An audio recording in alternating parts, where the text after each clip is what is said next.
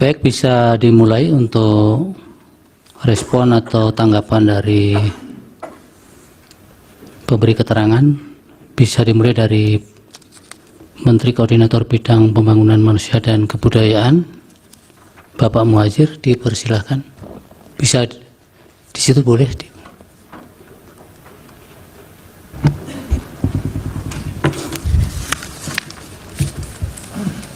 Terima kasih Yang Mulia. Kami akan memberikan jawaban yang saya rasa pertanyaan yang ditujukan kepada saya. Mohon maaf kami mencatatnya kurang cermat kalau mungkin, sehingga nanti kalau memang ada pertanyaan yang jawaban saya yang kurang tepat, mohon bisa diingatkan. Hal yang disampaikan oleh Ketua Majelis Hakim, Bapak Yang Mulia Bapak Soeharto, kami kira saya sudah menjawab semuanya. Kemudian yang kedua untuk anggota Majelis Hakim yang mulia Bapak Arief Hidayat mengenai kata penugasan. Kata penugasan ini sesuai dengan Perpres nomor 35 tahun 2020 itu tentang Kemenko PMK. Jadi kemudian apa makna di balik kata penugasan ini? Tentu saja penugasan yang dimaksud adalah dalam kapasitas saya sebagai pembantu presiden, bukan dalam kapasitas yang lain, gitu ya. Kami tidak bisa memberikan perdefinisi secara tepat, gitu. Tetapi sebagai contoh saja, di samping kami ini melaksanakan tupoksi yang sudah ada di dalam Perpres, kami juga melaksanakan tugas-tugas di luar tupoksi kami. Biasanya tugas-tugas itu adalah yang berkaitan dengan tugas yang sifatnya lintas sektoral, sehingga tidak per definisi tidak bisa dipastikan itu tugasnya siapa. Kalau kami boleh mengambil contoh, Yang Mulia, misalnya sekarang ini untuk penanganan mudik. Penanganan mudik itu tidak bisa definisikan urusannya siapa. Gitu. Dengan kondisi seperti itu, Presiden bisa menunjuk salah satu Menko untuk ditugasi untuk melakukan koordinasi. Karena itu yang kami koordinasikan, Yang Mulia, sebagian besar malah justru bukan menteri yang berada di dalam koordinasi kami menurut Perpres nomor 35 tadi. Misalnya Menteri Kapolri misalnya. Kemudian ada Menteri Perhubungan, Menteri PUPR, Menteri Perdagangan. Yang menteri yang berada di dalam koordinasi saya cuma satu saja, yaitu Menteri Agama. Nah, ini kami mendapatkan surat penugasan. Kemudian ada juga tugas yang sifatnya simpel. Misalnya kami mendapatkan tugas dengan surat tugas untuk mewakili beliau, untuk menghadiri upacara atau acara tertentu. Di situ saya sebagai wakil dari mewakili beliau untuk menyampaikan pokok-pokok pikiran. Biasanya itu ada dari kepresidenan yang saya tinggal membaca, tapi kadang-kadang juga diberi wewenang penuh untuk kami menyampaikan sesuai dengan apa yang sudah ada pada kami. Demikian Yang Mulia yang bisa kami jelaskan. Mohon izin Pak Ketua. Mohon maaf Prof. Iya. Cair. Saya mendalami berikutnya sedikit. Saya ini sesama guru besar di rangka dahulu misalnya saya. Silakan Yang Mulia. Saya tanya begini, pernahkah ada tugas-tugas yang agak aneh-aneh gitu?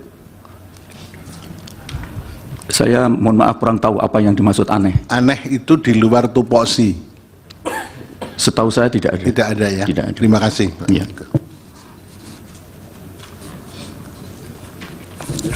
Lanjut Bapak. Ya, kemudian yang dari Yang Mulia, mohon maaf,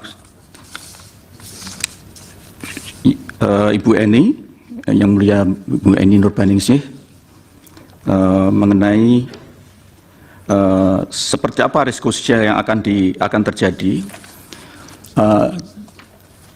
Dari kami, terutama Kemenko, baik kami Pak Erlangga dan Menko yang lain, dalam setiap suasana krisis kita mengambil risiko yang paling kecil. Seperti kemarin misalnya COVID, itu kita sudah kita ada parameter, kita dengarkan dari para ahli, dari yang membidangi, kemudian kita mengambil risiko yang terkecil. Begitu juga dalam kaitan dengan El Nino.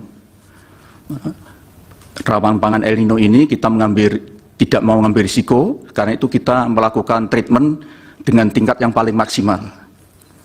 Misalnya di dalam memberikan bantuan pangan melalui Bapanas misalnya, kami mengambil level yang paling tinggi, yaitu 22 juta. 22 juta ke keluarga penerima manfaat, itu kalau dihitung, karena per keluarga rata-rata di Indonesia itu sekitar 4,71 anggota keluarga per keluarga miskin, maka yang tercover, terliput oleh 22 juta keluarga penerima manfaat itu bisa mencapai 80 juta, bahkan 90 juta.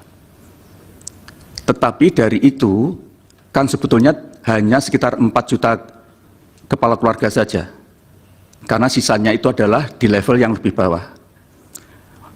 Mungkin dari 22 juta kepala keluarga ini ada yang terjadi exclusion error yang mestinya tidak perlu dibantu. Nah, inilah kadang-kadang perhitungan yang memang sulit untuk dihindari. Tetapi kita harus mengambil keputusan tidak berani mengambil risiko yang terjelek.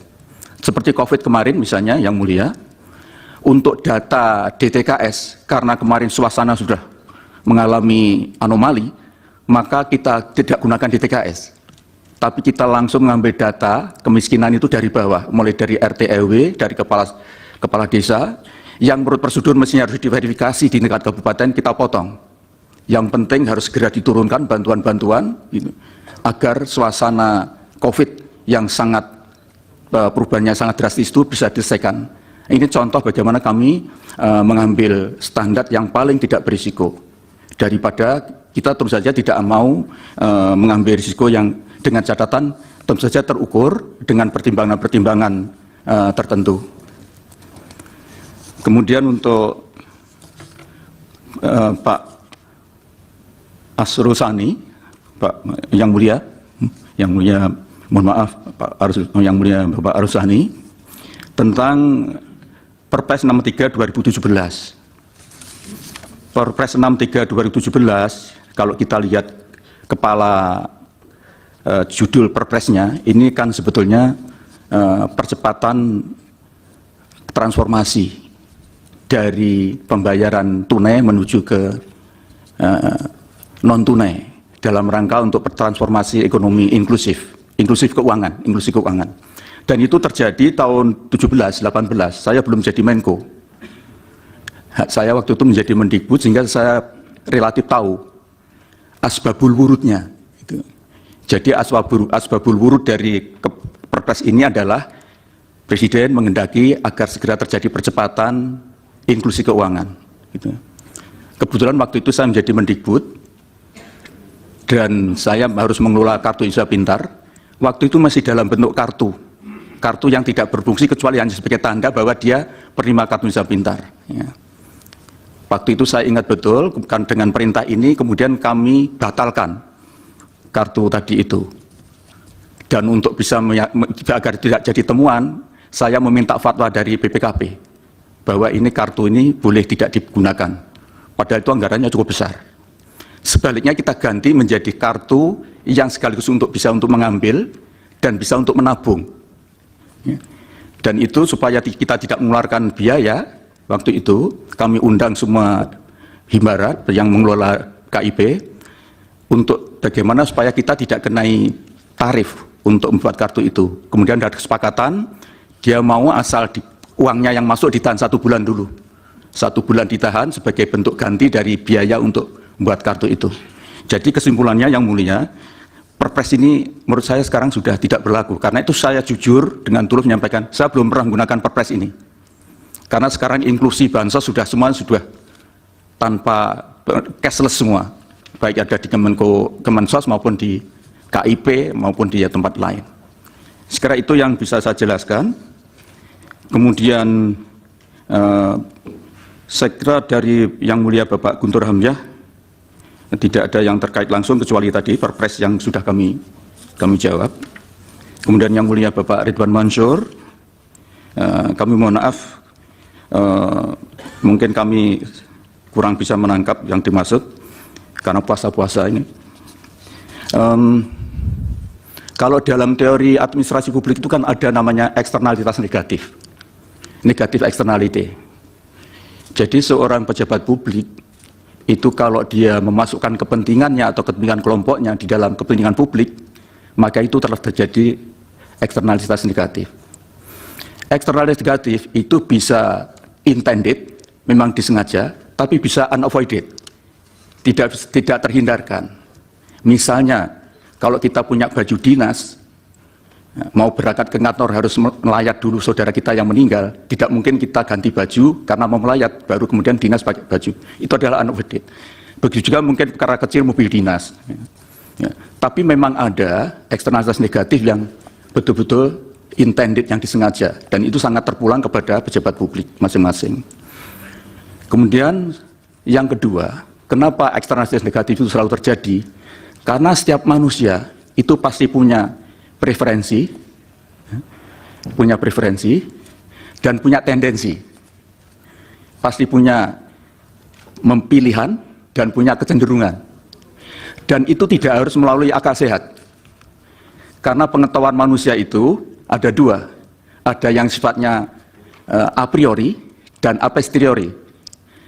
Pengetahuan a priori tanpa diperoleh harus dengan melalui pengalaman. Itu cukup dari naluri, insting, bahkan mungkin fisik. Bisa juga bisikan makhluk halus. Sehingga seseorang itu tidak mungkin tidak punya preferensi, tidak punya tendensi, termasuk pejabat publik, termasuk siapapun. Karena itu kalau ada orang bilang bahwa netral, 100%, itu pasti bohong. Itu pasti bohong. Orang bilang 100% imparsial, pasti dia bohong. Karena pada dasarnya manusia itu ditakdirkan Tuhan memiliki preferensi dan tendensi. Tidak harus diperoleh secara akal sehat, pertimbangan rasional, tapi yang irasional pun bisa digunakan. Saya kira itu, mohon maaf, mungkin kalau kurang tepat. Dan intinya kami ingin memastikan bahwa apa yang kami lakukan sebagai pejabat publik di dalam mengemban amanah, termasuk soal bansos ini, kami berusaha betul untuk meminimalisir kemungkinan terjadinya eksternalitas negatif, terutama yang intended itu. Kalau ada yang unavoided, itulah yang memang menjadi persoalan yang tadi sudah saya jelaskan. Karena kita sebagai manusia pasti tidak mungkin lepas dari preferensi dan tendensi. Saya kira itu yang bisa kami jelaskan. Untuk yang lain, saya kira nanti Pak Menko Ekonomi dan Bu Menteri Keuangan dan juga Bu Risma. Terakhir ya, mengenai Bapak Presiden. Jadi sebetulnya kunjungan Bapak Presiden itu kan bukan sekarang saja. Yaitu memang salah satu pola kepemimpinan beliau. Saya sangat paham karena saya pernah mendampingi satu periode dengan beliau. Ketika membagi KIP, Pak Presiden selalu membagi KIP ke daerah-daerah. Tujuannya apa? Untuk memastikan bahwa kebijakan beliau memang landed, memang terdeliver di lapangan. Dan Bapak Presiden itu selalu menekankan pentingnya segera belanja APBN pada awal tahun. Karena itu DIPA itu pasti diberikan pada November bahkan September. Sehingga pada Januari sudah kick off semua program termasuk bansos. Dan disitulah Presiden turun ke lapangan untuk melakukan pemantauan, mengecek apa betul semuanya sudah terdeliver. Sekaligus untuk mendapatkan feedback, umpan balik dari yang dijadikan sasaran dari bansos itu. Gitu. Karena itu sering mesti kita undang, kita kumpulkan mereka, misalnya sampai 1.000 orang, untuk ketemu dengan beliau, untuk melakukan dialog. Nah, itu sebetulnya simbolik saja. Taruhlah dia berkunjung 100 titik, Bapak-Bapak. Kemudian beliau akan membagi PKH. PKH itu 10 juta keluarga penerima manfaat. Kalau 40 titik, itu taruhlah 2.000. 1 titik. Berapa? Kan hanya 800.000. Masa 800.000 kunjungan beliau bisa mempengaruhi seluruh Indonesia? Saya tidak tahu, saya belum memiliki angka-angka yang jelas.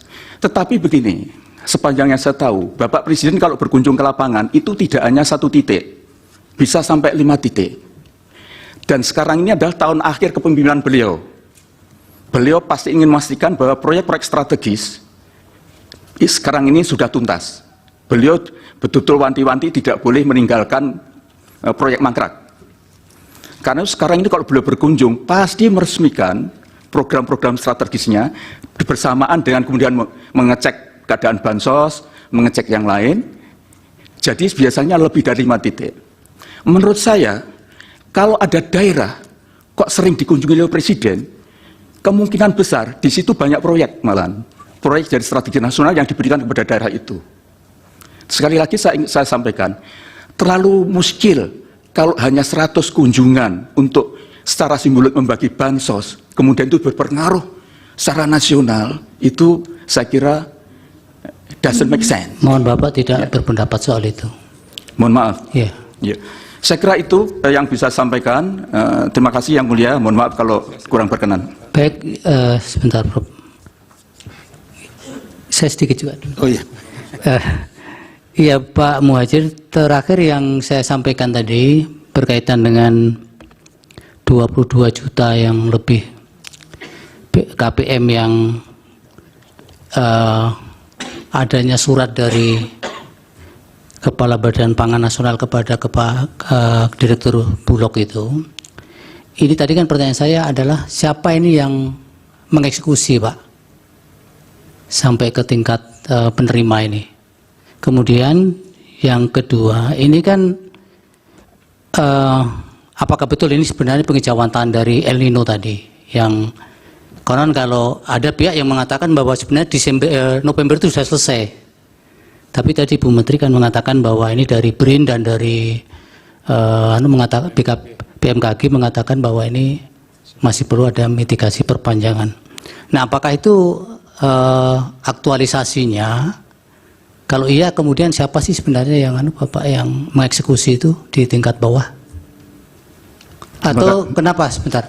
Kenapa tidak itu kemudian di-deliver ke Kementerian Sosial? Terima kasih.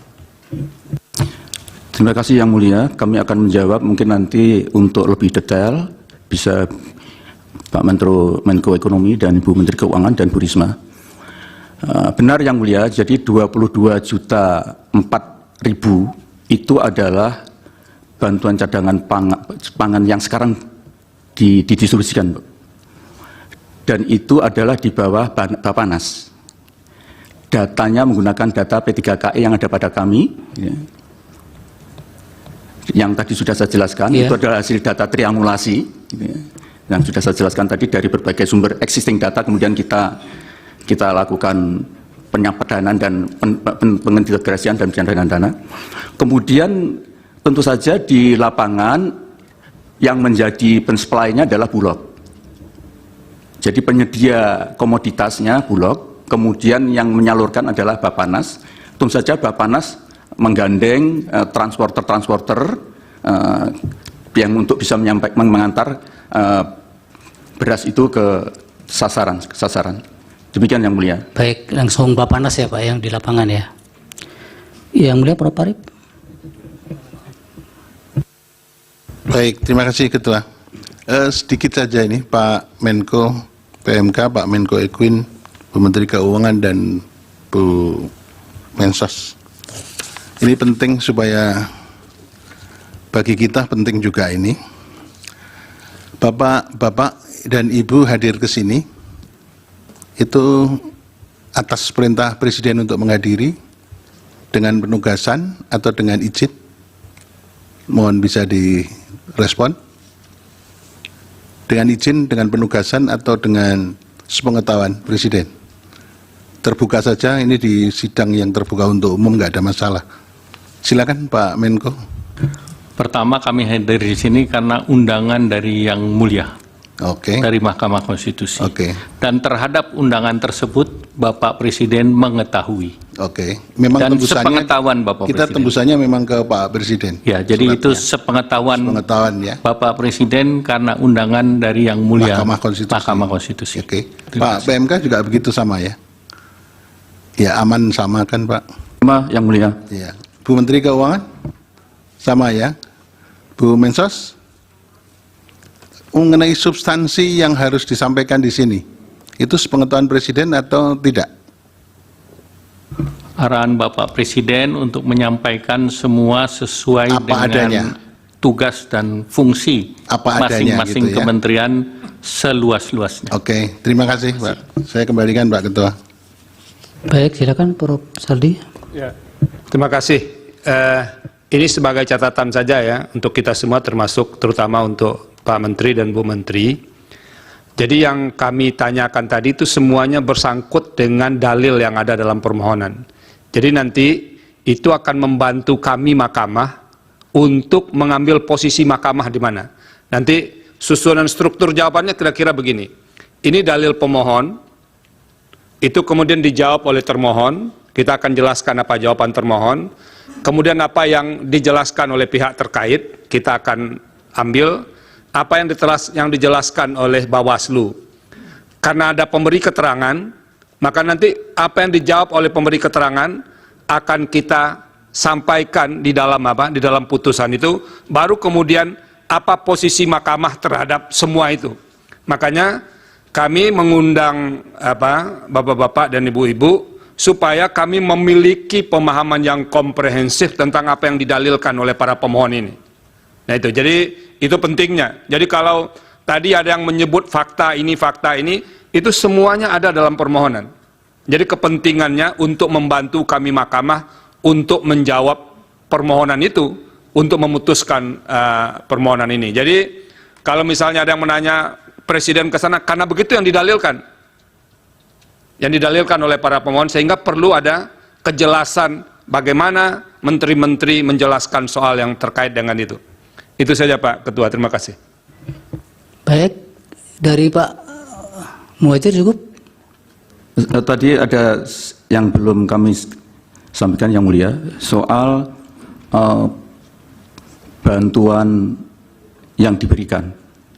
Jadi kami tidak akan mengeluarkan bantuan kecuali yang ada di dalam di TKS kalau itu bansos, dan tidak ada yang keluar di luar dari P3KE kalau itu bantuan beras. Sedangkan yang dibagi oleh Bapak Presiden itu adalah merupakan di luar itu. Nanti mungkin Bu Menteri Keuangan bisa menjelaskan lebih jauh. Terima kasih, Pak Yang Mulia. Dilanjut silakan Bapak Menko. Terima kasih Yang Mulia Pimpinan dan anggota Majelis Konstitusi. Pertama saya ingin menambahkan tadi terkait dengan subsidi, kami tegaskan kembali bahwa dalam Perlinsos itu yang terbesar adalah subsidi energi. Dan gejolak itu akibat daripada subsidi energi. Nah dari anggaran Perlinsos yang pagunya di tahun 2023 di pagunya 476 triliun, realisasinya 443,4. Kemudian tahun 2024 pagunya 496.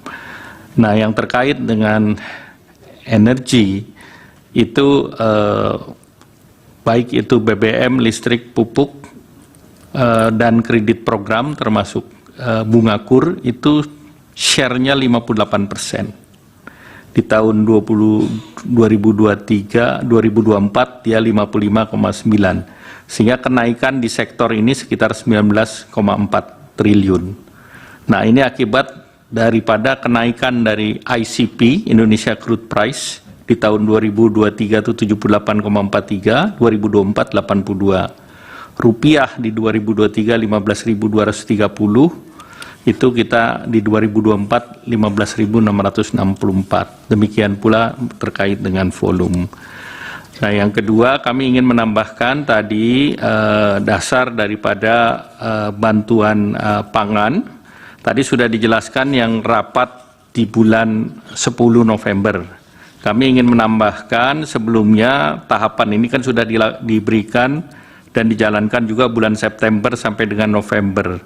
Nah itu berdasarkan keputusan rapat terbatas tanggal 13 Juli tahun 2023 dan dilanjuti dengan surat Kepala Bappenas ke Perum Bulog nomor 208 TS 0303 K9 2023 tanggal 4 September 2023. Kemudian tambahan Desember yang dilaksanakan berdasarkan ratas rapat internal tanggal 10 November 2023 ditindaklanjuti surat Kepala Bapanas ke Perum Bulog nomor 365 TS 0303 K11 2023 tertanggal 10 November 2023. Nah, terkait dengan di tahun 2024 ini ada periode Januari sampai Juni berdasarkan rapat internal 10 November dan ditindaklanjuti surat Kepala Badan Pangan Nasional ke Perum Bulog nomor 372 TS 0303 K11 2023 tanggal 22 November. Nah, kemudian ini yang dapat kami tambahkan. Kemudian tadi pertanyaan dari Yang Mulia Bapak Arief Hidayat terkait dengan Bulog, tentunya ini bagian dari penugasan di Kementerian BUMN. Kementerian BUMN selaku pemegang saham daripada Bulog, jadi itu murni di BUMN. Kemudian tadi menambahkan bahwa bantuan yang diberikan oleh Bapak Presiden itu berasal dari dana bantuan Presiden untuk masyarakat. Jadi tentu ini juga tadi menambahkan penjelasan dari Pak Menko PMK. Kemudian izinkan kami jawab dari pertanyaan Ibu Yang Mulia, Ibu Eni Nurbaningsih, bahwa resiko yang diperkirakan, resiko sosial, kita melihat dari berbagai resiko yang ada di global. Pertama, geopolitik, perang Ukraina. Kedua, juga tensi di Timur Tengah terkait dengan perang di Gaza. Kemudian perubahan iklim yang real. Hampir banyak negara memberikan bantuan terkait dengan El Nino, bahkan Amerika Serikat juga perubahan iklim dan inflasi yang tadi istilah Ibu Menteri Keuangan higher for longer, inflasi yang tertinggi sepanjang sejarah Amerika. Oleh karena itu Amerika pun memberikan bansos. Demikian pula Singapura pun memberikan bansos dalam rangka El Nino, demikian pula Filipina memberikan bansos dalam rangka El Nino. Nah, tentu ini juga terjadi fluktuasi daripada harga komoditas dunia, termasuk harga beras, akibat ada larangan ekspor beras. India, dia melarang ekspor, demikian pula beberapa negara lain.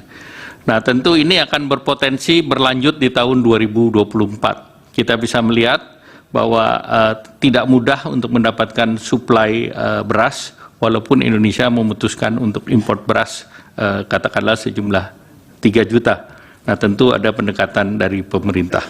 Nah, tentu berbagai risiko ini berdampak kepada ekonomi domestik dan peningkatan harga komoditas itu akan sangat mengganggu daya beli masyarakat miskin dan rentan dan pada akhirnya tentu akan mengganggu pertumbuhan ekonomi. Nah, kemudian pertanyaan Ibu Eni Yang Mulia terkait dengan harga beras, apakah ada penggunaan CBP dan membuat harga naik? Nah, tentu bantuan pangan adalah instrumen stabilisasi harga. Jadi justru sebaliknya, dengan adanya bantuan pangan kita berharap stabilisasi harga.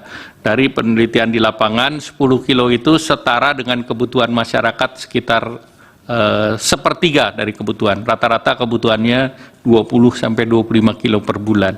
Nah, tentu ini akan sangat membantu dan pemerintah juga melakukan stabilisasi pasokan harga pangan ataupun SPHP dengan operasi di pasar melalui Perum Bulog dan itu untuk menjaga harga daripada beras. Kemudian kalau kita mengikuti bantuan pangan di bulan Januari sangat rendah realisasinya, yaitu 179.000 dari target 440.000, sedangkan demand-nya itu adalah 2,4 juta. Jadi artinya ini tidak dalam tanda petik tidak berpengaruh terhadap harga di pasar. Kemudian beras internasional juga naik dan juga tentunya pemerintah terus mendorong agar SPHP lebih berefektif di pasar. Kemudian izin dari Pak Yang Mulia Pak Guntur Hamzah mengenakan rapel. Rapel ini dilakukan antara lain pada saat BBM di bulan September, itu karena BBM naiknya 1 kali, Pak. Jadi kalau kita tidak dirapel di depan, itu nanti masyarakatnya berat. Jadi kita kasih mereka di awal, walaupun realisasinya kita lakukan dalam 2 tahapan, yaitu Oktober cair bulan September dan November-Desember cair bulan November. Demikian pula untuk program lain yang ada di Ibu Menteri Sosial, PKH kan 3 bulan sekali, jadi salurannya 4 kali setahun. Kemudian kartu sembako juga 2 bulan, jadi 1 tahunnya 6 kali. Jadi rapel itu pertimbangan itu. Selain itu ada pertimbangan juga biaya, efisiensi biaya. Kalau 1 kali efisiensi biayanya kan sama kalau dia jumlah tertentu, biaya distribusi di perbankan ataupun di pos. Kemudian izinkan saya menjawab Pak Ridwan Yang Mulia Pak Yusmik, Pak Daniel Yusmik. KPCPEN itu berdasarkan Perpres nomor 48 tahun 2023 itu sudah berakhir tanggal 4 Agustus 2023, Pak. Jadi ini berakhir jauh sebelum pemilu, Pak. Kemudian izin Pak Yang Mulia Pak Saldi Isra, ini terkait dengan resiko pangan yang 11,3 triliun. Ini kan belum dicairkan, Pak. Jadi ini masih dalam pos. Dan El Nino di tahun lalu itu sudah dicairkan dan sudah berjalan. Tetapi di tahun 2024 ini belum berjalan. Kemudian izinkan terakhir Pak Ketua, kalau boleh menjawab hal yang tidak diagendakan, Pak. Karena tadi diangkat oleh Yang Mulia Pak Arief Hidayat. Dan itu sudah menjadi berita di media, Pak. Saya baca begitu sesudah sholat Jumat banyak berita. Silakan. Jadi izinkan kalau diperbolehkan. Pertama saya hadir ini undangan untuk perhitungan perselisihan hasil pemilu presiden. Yang kedua saya hadir sebagai Menko Perekonomian. Jadi pertanyaan terkait Golkar mohon izin saya tidak jawab. Tetapi ada satu yang bisa saya pastikan, bahwa bansos itu bungkusannya nggak ada yang berwarna kuning. Terima kasih. Wassalamualaikum warahmatullahi wabarakatuh. Yang warna lain ada, Pak? Saya nggak tahu. Silakan. Baik, terima kasih Yang Mulia Pak Ketua. Terima kasih Pak Erlangga untuk jawabannya. Sedikit saja saya ingin konfirmasi tadi yang disampaikan oleh Pak Menko PMK, bahwa kunjungan Pak Presiden itu untuk memastikan bahwa programnya itu landed ya. Dan pada saat itu ada mungkin pembagian tadi kartu pintar dan sebagainya. Nah, barusan Pak Erlangga menyampaikan bahwa Presiden itu ada dana bantuan Presiden bagi masyarakat. Nah, nomenklatur ini apakah bagian dari Perlinsos atau nomenklatur yang melekat pada jabatan Presiden? Mungkin bisa dikonfirmasi. Jadi nanti Bu Menteri Keuangan akan lebih menjelaskan, tapi pada prinsipnya ini sebagai hal yang melekat dengan Bapak Presiden. Demikian, terima kasih. Dan kedua terkait dengan kunjungan-kunjungan beliau, memang saya menggarisbawahi apa yang disampaikan Menko PMK, karena beberapa program yang di bawah koordinasi perekonomian seperti kredit usaha rakyat, kemudian kartu prakerja, kemudian pada saat penanganan COVID itu bantuan kepada kaki 5 nelayan, itu Bapak Presiden juga turun mengecek langsung di lapangan, dan di beberapa tempat saya mendampingi beliau. Demikian, terima kasih. Baik. Silakan Ibu Menteri Keuangan. Terima kasih Yang Mulia. Izinkan saya mungkin mengelompokkan beberapa topik yang disampaikan oleh beberapa Yang Mulia Hakim. Pertama, yang tadi cukup banyak ditanyakan mengenai automatic adjustment.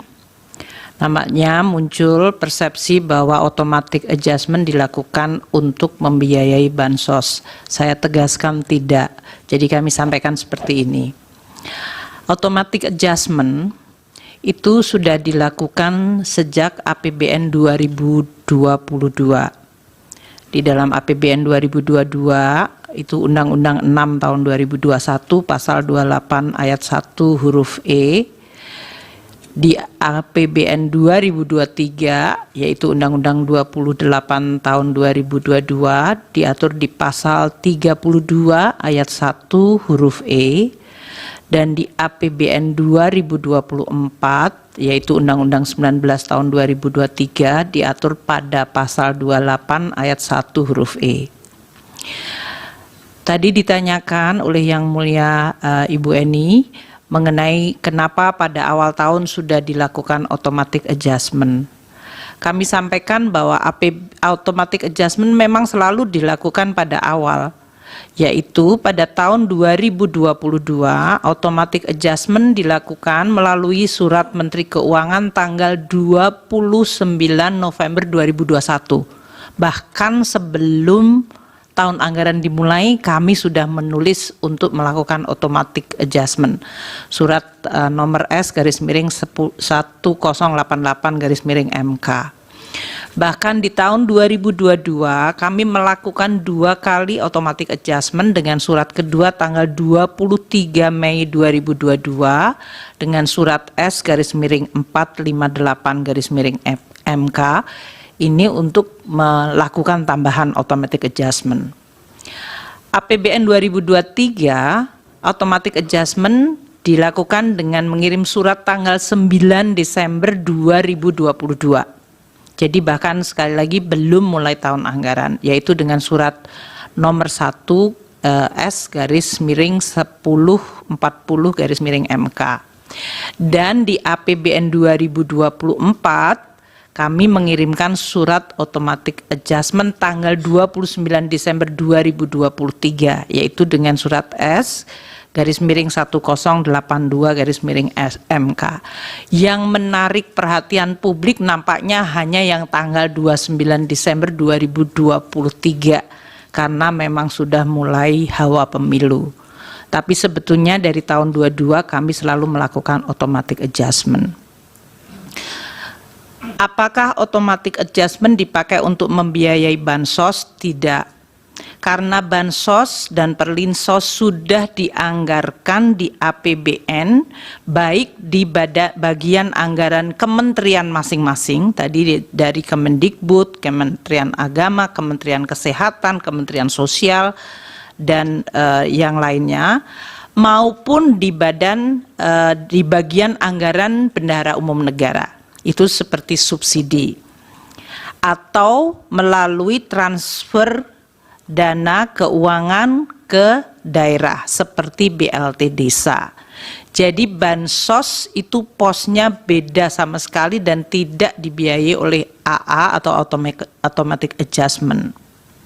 Kenapa automatic adjustment 5%? Ini adalah bagian untuk mengelola APBN secara fleksibel dan menambah daya tahan APBN, terutama untuk menjaga postur APBN, terutama pada tingkat defisitnya pada saat kita menghadapi berbagai guncangan dan ketidakpastian.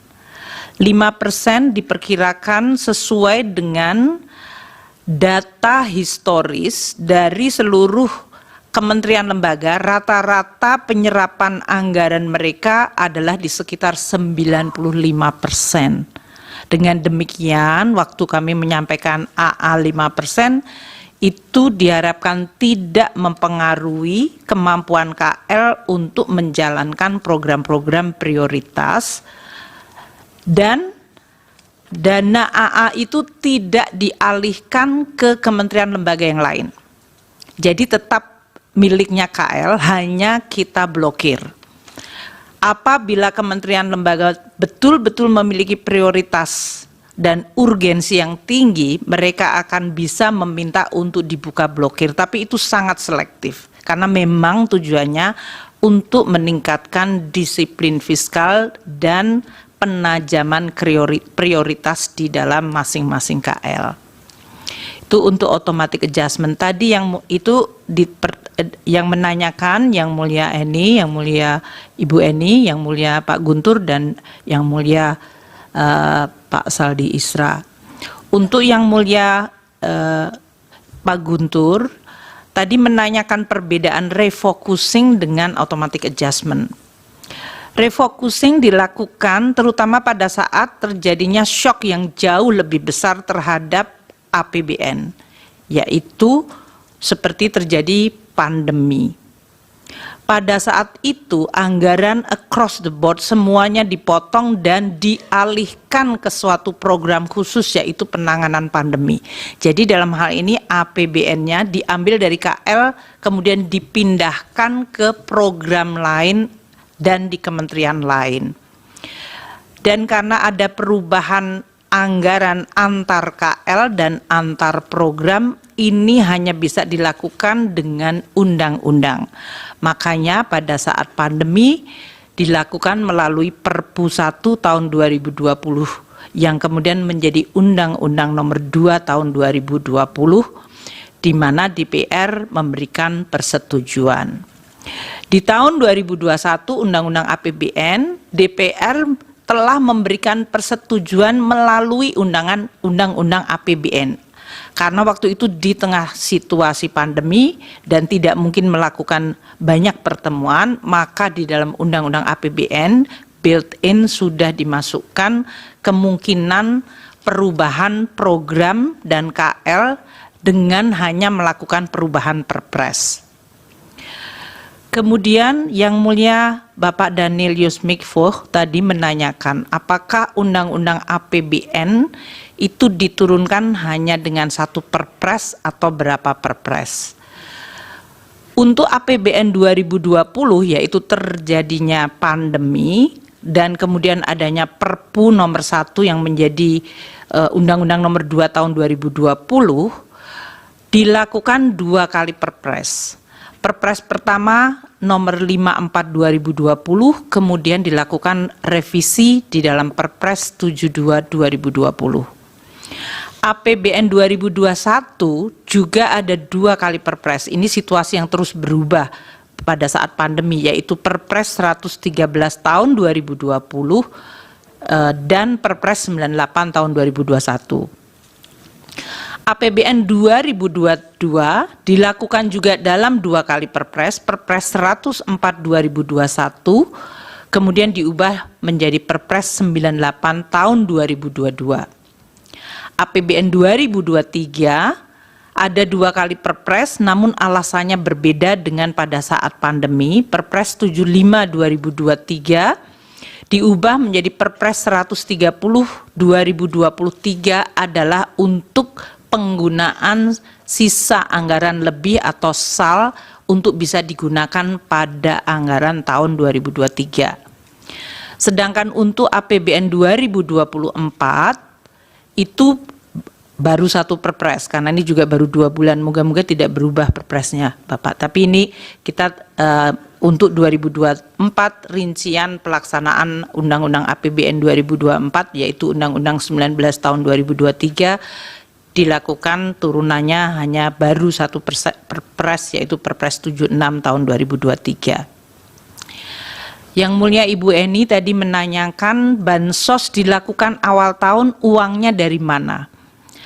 APBN 2024 yaitu Undang-Undang Nomor 19 tahun 2023 yang diturunkan dengan Perpres 76 2023 itu sudah terbit perpresnya pada bulan November 2023. Jadi sebelum tahun anggaran dimulai perpres sudah selesai. Bahkan penyerahan DIPA secara simbolik oleh Bapak Presiden kepada Menteri dan Kepala Daerah dilakukan tanggal 29 November 2023. Dengan demikian, seluruh KL dan juga pemerintah daerah bisa melaksanakan anggarannya mulai 1 Januari. Anggarannya ya berasal dari alokasi yang diberikan kepada masing-masing kementerian lembaga atau dalam pemerintah daerah berasal dari transfer ke pemerintah daerah. Tadi pertanyaan mengenai BLT El Nino saya rasa sudah dijawab oleh Pak Menko Perekonomian, namun hanya ditambahkan bahwa bantuan pangan El Nino dilakukan oleh Bappenas dengan anggaran yang berasal dari Bappenas. Mekanisme pembayarannya apabila sudah dilakukan bantuan, maka harus dilakukan review BPKP. Anggaran berasal dari cadangan CPP, itu dari BA Bun, dan kemudian apabila terjadi perbedaan antara anggaran yang sudah dialokasikan di Bappenas dengan tagihan, kami bisa melakukan realokasi dari dari anggaran Bendahara Umum Negara. Kemudian untuk Yang Mulia Bapak Soehartoyo mengenai surat Bappenas tadi sudah dijawab oleh Pak Menko, dan siapa yang mengeksekusi tadi juga oleh Bappenas. Pertanyaan dari Yang Mulia Saldi Isra mengenai alokasi dana kunjungan Presiden dan dana bantuan kemasyarakatan dari Presiden. Telah disampaikan oleh Bapak Menko tadi bahwa bantuan kemasyarakatan dari Presiden bukan merupakan bagian dari Perlinsos. Anggaran untuk kunjungan Presiden dan anggaran untuk bantuan kemasyarakatan dari Presiden berasal dari dana operasional Presiden yang berasal dari APBN. Dana operasional Presiden diatur oleh Peraturan Menteri Keuangan 48/2008 yang diubah dengan Peraturan Menteri Keuangan 106 tahun 2008. Sementara dana kemasyarakatan Presiden diatur dalam Peraturan Menteri Sesnek nomor 2 tahun 2020. Kegiatan yang bisa dicakup di dalam dana kemasyarakatan oleh Presiden dan Wakil Presiden dalam hal ini adalah kegiatan keagamaan, pendidikan, sosial, ekonomi, kebudayaan, kepemudaan, pemberdayaan perempuan, keolahragaan, dan kegiatan lain atas perintah Presiden atau Wakil Presiden. Dan bantuan ini bisa diberikan dalam bentuk barang maupun uang. Untuk ilustrasi, tahun 2019 dana operasi Presiden, ini adalah 110 miliar anggaran, realisasinya 57,2 miliar atau 52%. Tahun 2020 alokasi anggaran 116,2 miliar, realisasi 77,9 miliar atau 67%. Tahun 2021 119,7 miliar, realisasinya 102,4 atau 86%. Tahun 2022 alokasi anggaran 160,9 miliar, realisasi 138,3 miliar atau 86%. Tahun 2023 alokasi anggaran 156,5 miliar, realisasinya 127,8 atau 82%. Dan tahun 2024 ini alokasi anggaran untuk dana operasi Presiden dan bantuan kemasyarakatan 138,3 miliar. Sampai dengan bulan ini, bulan Maret, April ya, adalah 18,7 miliar atau baru 14%. Yang Mulia Bapak Arsul Sani tadi menanyakan mengapa di dalam Undang-Undang APBN 2024 tidak terdapat pasal 27 seperti yang ada di dalam Undang-Undang APBN 2023. Tadi sebetulnya sudah dijawab. Pasal 27 dari Undang-Undang 28 tahun 2022 mengenai APBN 2023 adalah dibuat dalam situasi pandemi COVID. pada saat itu pemerintah bersama dengan BPJS harus bekerja sama untuk penanganan permasalahan kesehatan dan masalah sosial terutama untuk tenaga kesehatan. Dengan berakhirnya status pandemi, maka pasal 27 tersebut disepakati oleh oleh pemerintah dan DPR tidak diperlukan lagi, sehingga pasal 27 tidak ada lagi di dalam Undang-Undang APBN 2024. Yang mulia Bapak Arsul Sani menanyakan kenapa Perlinsos sesudah COVID anggarannya masih tetap tinggi. Tadi sudah dijawab, kami akan ulangi dengan lebih detail.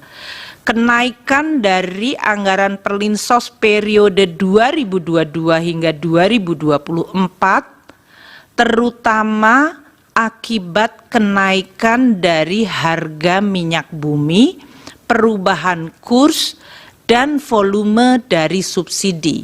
Jadi bagian dari anggaran Perlinsos yang paling besar naiknya atau yang mengalami perubahan sangat besar adalah pada bagian subsidi, terutama subsidi energi. Namun subsidi pupuk juga tahun 2024 ini meningkat cukup besar.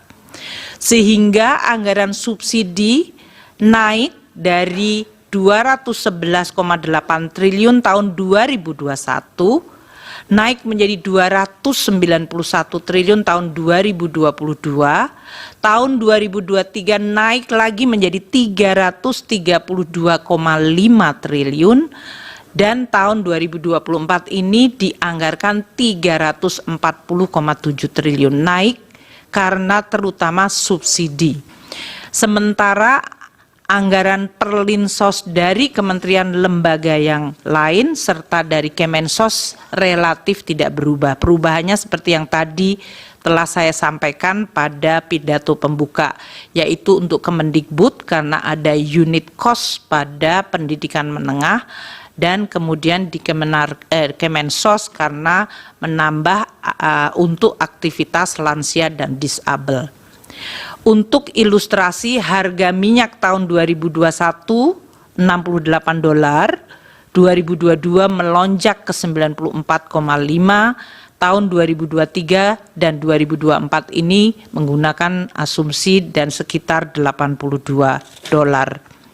Untuk nilai tukar tahun 2021 14.312, 2022 naik ke 14.871, 2023 15.255, dan tahun 2024 menggunakan APBN asumsi 15.000. Volume solar juga meningkat sangat cukup tinggi, tahun 2020 14,3 juta liter, tahun 2021 naik ke 15,8 juta liter, 2022 di 15,1 juta, tahun 2023 melonjak ke 17 juta, dan di 2024 dialokasikan 19 juta liter. Ini yang menggambarkan bahwa Perlinsos di tahun 22 hingga 24 meskipun pandemi telah selesai tetap tinggi karena subsidi yang merupakan bagian dari perlindungan sosial mengalami kenaikan terutama untuk subsidi energi, dan yang tahun 2024 subsidi pupuk juga mengalami kenaikan. Mungkin demikian yang mulia Ketua dan Hakim Mahkamah Konstitusi dari berbagai pertanyaan yang sesuai dengan bagian kami. Terima kasih. Baik, Ibu.